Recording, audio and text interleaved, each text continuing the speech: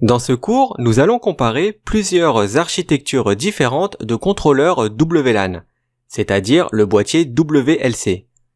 Imaginez que vous souhaitez déployer un WLC pour prendre en charge plusieurs points d'accès LAP dans votre réseau. Les points d'accès LAP, ce sont les points d'accès Light. Où devriez-vous mettre le contrôleur Wi-Fi? Ce concept, qui s'appelle le concept Split MAC, peut être appliqué à plusieurs architectures de réseaux différentes. Sur le schéma, on voit 4 points d'accès. Alors votre réseau peut en avoir beaucoup plus, c'est-à-dire des milliers d'AP.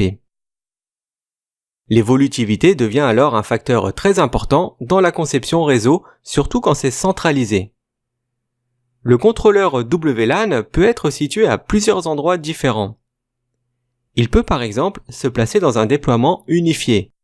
Un contrôleur WLAN unifié peut typiquement prendre en charge un maximum de 6000 AP. Si vous avez besoin de plus d'AP, eh bien il faudra en mettre simplement un deuxième. Un contrôleur WLAN peut également se situer dans un data center, plus connu comme un déploiement WLC basé sur le cloud. Dans ce cas, l'équipement existe en tant que machine virtuelle. Si l'architecture réseau contient déjà une plateforme de cloud computing, alors son déploiement en sera simplifié. Un contrôleur WLAN peut généralement prendre en charge jusqu'à 3000 points d'accès.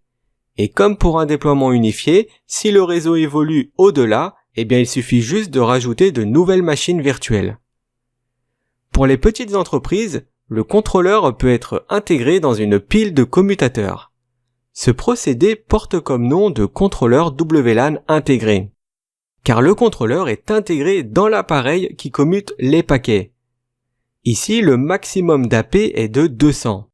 Il est possible d'augmenter cette limite en incorporant de nouveaux contrôleurs sur une autre pile de commutateurs de l'entreprise. Et le dernier emplacement d'un contrôleur WLAN est dans un déploiement express mobile qui est plutôt réservé pour les petites structures. Au lieu d'investir dans un contrôleur WLAN dédié, il est possible que cette fonction soit localisée directement sur le point d'accès.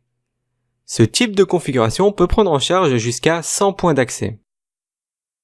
Nous allons maintenant voir les différents modes que disposent les points d'accès Cisco. Les AP peuvent fonctionner en mode autonome ou en light selon l'image qui est chargée et lancée dans le boîtier. Nous allons détailler à partir d'un contrôleur WLAN les différents modes de fonctionnement d'un point d'accès léger, c'est-à-dire light. Il y a le mode local, qui est le mode light par défaut. Il permet à un ou plusieurs BSS de fonctionner sur un canal spécifique. Pendant les périodes où il ne transmet pas, le point d'accès analysera les autres canaux pour mesurer le niveau de bruit, les interférences, ou bien pour découvrir des dispositifs malveillants. On a le mode monitor. Ici, l'AP ne transmet rien du tout. Il y a juste son récepteur qui est activé et qui fonctionne comme un capteur afin de détecter les AP non autorisés. Il peut même aussi les localiser. Le mode Flex Connect permet à un point d'accès de commuter localement le trafic entre un SSID et un VLAN si son tunnel cap WAP vers le contrôleur WLAN est en panne. On a le mode Sniffer.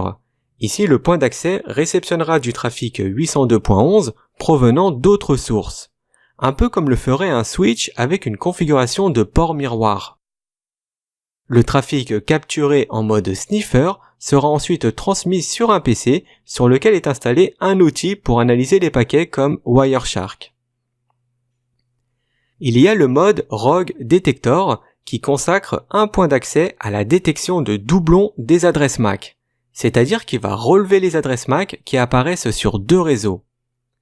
Le mode Bridge transforme le point d'accès en pont dédié entre deux réseaux, très utilisé pour relier deux emplacements séparés par une certaine distance. Plusieurs points d'accès en mode bridge peuvent former une topologie maillée. Ensuite, on a le mode Flex plus Bridge, qui est un mix entre les deux modes qu'on a vu juste avant. C'est le mode Flex Connect qui fonctionne sur un point d'accès maillé. Et le dernier mode est le mode SE Connect. Ici, le point d'accès utilise ses radiofréquences sur tous les canaux sans fil pour rechercher des interférences. Et c'est fini pour les différents modes de point d'accès Cisco. Dernière petite remarque, c'est qu'un point d'accès Lite est configuré par défaut en mode local, c'est-à-dire qu'il fournit des BSS et permet au périphérique client de s'associer à des LAN sans fil. Et dès que l'AP bascule dans un autre mode, eh bien le mode local ainsi que les BSS seront désactivés.